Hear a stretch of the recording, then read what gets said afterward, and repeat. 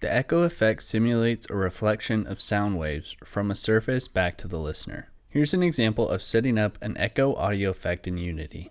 I have two game objects in my scene. A game object that will play an audio clip through a clean audio group with no effects. This will be our control group. Then I have a game object that will play an audio clip through a group we're about to create with our echo effect.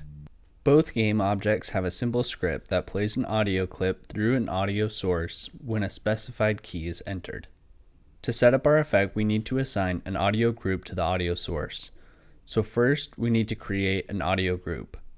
We can do that by clicking the master group followed by the plus icon. While we have that group selected, navigate to the inspector panel and click the Add Effect button. From the drop-down, select Echo.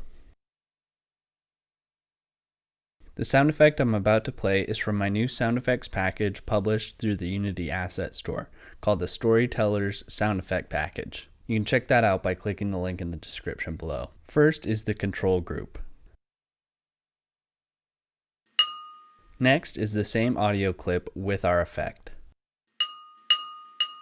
The dry mix is the amplitude that is created by the original audio clip, whereas the wet mix is the amplitude of the audio clip produced by the effect. By setting the dry mix to 0, all we hear is the echo itself produced by the wet mix, and vice versa. If we decrease the wet mix to 0 and the dry mix to 100, all we hear is the raw audio clip. I hope the short explanation was helpful. If it was, be sure to subscribe to the channel and give this video a thumbs up. You can also check out the playlist at the end of the video for more Unity audio tutorials. Also, check out my Patreon account in the description below. Thanks for watching.